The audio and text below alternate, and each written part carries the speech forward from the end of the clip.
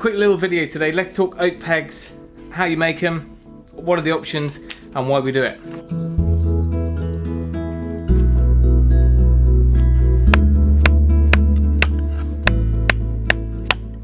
Right, today I'm going to give you a bit of a DIY lowdown on why you use pegs, what they're for, and how they work, and also how we're going to make them. So first of all, the type of joinery that we're doing, we're using green timbers. So that's the posts and the beams. So a couple of months ago they were felled, they were put through the sawmill like you saw in an earlier episode, and I've been doing the joinery on those. So we've got a mortise and a tenon, and through that we've got a hole. Now first of all we drill the hole through the mortise, so that goes all the way through both sides of the mortise. Then when we do our dry fit, we put everything together to check all our joins. We then mark that hole onto the tenon. Instead of just drilling straight through, then pull it apart, see where we've got that mark, where the center of that hole is, and drill the hole in the tenon 3mm or thereabouts, closer towards the shoulder, towards the post or the beam side of the join. And the reason for doing that is then you take your peg or your tree nail or whatever your terminology is where you live, and you take that, and because it's slightly tapered, as you drive it through, it'll go through the mortise hole. It'll then have to dip down a little bit to pick up on the hole that you've drilled a little bit lower in the tenon. And then as you drive it through, it's going to pull the tenon up into the mortise and tighten the whole thing up. As we raise this frame tomorrow, you'll see it in action, because as I drive these pegs into the joins, you can visibly see the joints completely tighten up, and it's a really satisfying part of raising the frame. I have to fess up, I've never done this the traditional way. So traditionally you take your dry oak, or you definitely need to dry it at some point, but first up you take your oak and you split it. Now rather than just cutting it, by splitting it, it means that the grain breaks in the natural strongest place. So it means that you're left with nice riven pieces to work from. So I've just, as an experiment, I've got this nice straight dry bit of oak here. It's been sat in the corner of the workshop for a few years. Now I've just taken my framing chisel and driven it through this piece of oak and split off a couple of pieces. Now they've split pretty clean, and you don't need them to be perfectly straight. We've got to tidy all this up anyway. Now traditionally, like I was saying, this is done with a froe, which is a bit like an axe with a long blade, and you kind of whack it down. What do you call that? You put your axe in and you whack it with a log. It's got a name, hasn't it? Oh, it'll come back to me. You're probably all shouting at the screens. Anyway, battening, that's it. You know when you stick it, you put your camp axe in and you whack it with a bit of wood to give it a bit more, and it helps you split. So batoning. Anyway, that's how you traditionally would do it with a froe, and split them that way. You can get really nice straight long blanks that way. At some point in that process, whether it's after you've driven them into square blanks, you're going to have to make sure this is dry. This whole board is quite dry, so I'm just going to be working with that. At that point, you then use a draw knife, and you shave these down by hand, and you would end up then with something that's tapered and normally kind of octagonal. So like I was saying, I've never done that before. One day I hope to, but this is a selection of the pegs that I've bought for projects in the past. Now, I've bought them on eBay or from the sawmills, and these are all happen to be done in a different way. So this one here, these are the pegs that I bought from Yandles for when I was doing my porch build. They are all designed for an 18mm or 3/4 inch hole, but they taper down. So this one here, judging by the saw marks on it, it looks like it's been done with a circular saw. They've put the taper on it, and then they've basically taken off the corners to leave you with a square with the corners taken off, like kind of an octagon. So that's one way, and they work fine. The other batch I bought once were these, which have been turned, and you can see there where they've been on a lathe of some sort. These are turned to be tapered, and the problem with that is it hasn't followed the natural strength of the grain.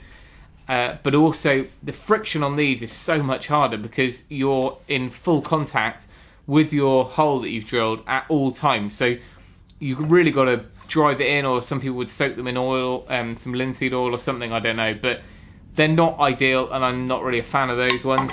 And then the last batch that I ordered were these, so they're obviously quite long, but they're really tapered right down to sort of 8mm or so at the end. And they will work fine, and we'll have an amount to cut off anyway, sometimes you need to taper it right down to this. Because the holes are offset, you really need quite a thin point on one end. So in the past what I've done is use this size of peg, and then I've just, with my chisel or a plane, taken it right down to a kind of a pencil thickness at the end, and then that will help get through that hole.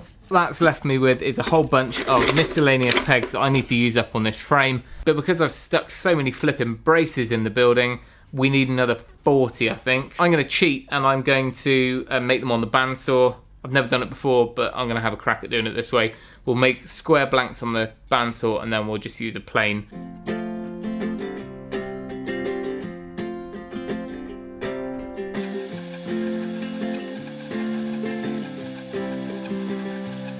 I said I was going to make it in a non-traditional way, but judging by the old blade that I've got in the bandsaw struggling a little bit with this super dry oak to restore the whole board, went back out and tried with the chisel again, and it just split really nicely. So you can see how these blanks are now riven, I think you call it. Hopefully they're going to be long enough. I was trying to get as many as I could out of that board. It's certainly wider than the posts. We just want a little bit left, so that's fine. So I'm hoping that now I can just take the corners off these on the bandsaw, and we should end up with a nice straight peg that's strong and semi-traditional. I guess we should probably build ourselves some sort of shave horse and do it really traditional, smoke a pipe while we're doing it, but this will be good enough for now.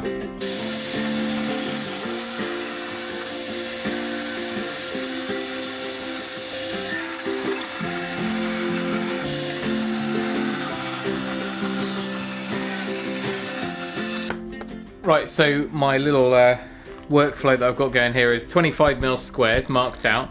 I'll drive the chisel through those now. That'll give me 12 blanks, and then I can tune them up a little bit by just squaring them up on the bandsaw, which kind of undoes the whole ribbon idea, but it just makes sure that they're about the right size and even. And then I'm going to need to try and make the corners, take the corners off to make it more of an octagon shape. But let's get this split first. So if I just use my manual clamps.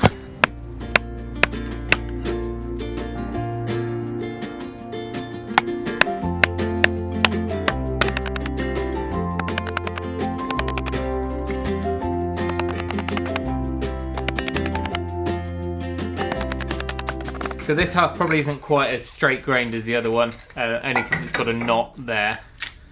But I'd say we're okay though. None of them have gone below 18 by 18. And actually even that knot looks like it was only on the surface. So we can use all those.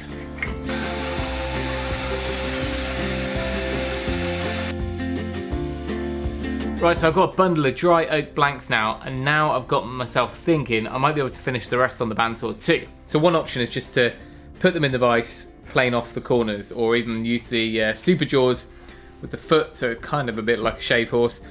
And but there'd be a lot of adjusting, and I don't have a spoke shave or a jaw knife or anything like that. I'm now thinking, what if I stick the bed on 45 with the fence on the downside slope of the table, and then I might be able to just feed them through and knock off the corners. Let's try it. You may well notice I'm rushing a little bit. That's because this morning I built the crane to lift our frame.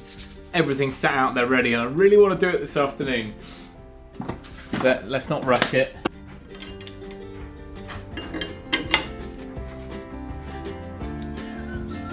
Right, trial and error here, I think.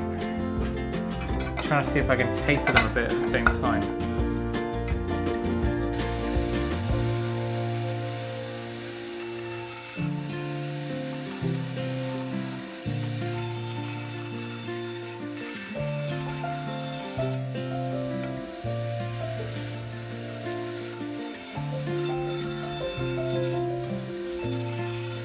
Well, it might not be traditional to the purists, but it's better than just using dowels. We know that it's split relatively straight with straight grain timber, and we now knocked off the edges. Now, to compare this to the ones I've been buying, it's pretty much the same idea. Now, the only thing is, these are not tapered. Although I did set that fence off on a slight angle, it wasn't quite enough. I could have made up some sort of taper jig for the bandsaw But I think what I'll do is when I come to fit them, I'll just use the little block plane and I'll just kind of put a point on each one before I drive it in. If I was building a house and I needed 500 of these things or 1,000 of these things, I might rethink the process. But for now, for the small amount we needed, that was good enough for me. So if you want to see what these are going to be used for, then you must join us in our next episode. The next episode will feature the raising of the frame, which I'm starting now, outside, in the rain. Can't wait. 5 years in the making, this workshop is getting built. Thank you for watching. Remember, if you can, do it yourself, and we'll see you next time.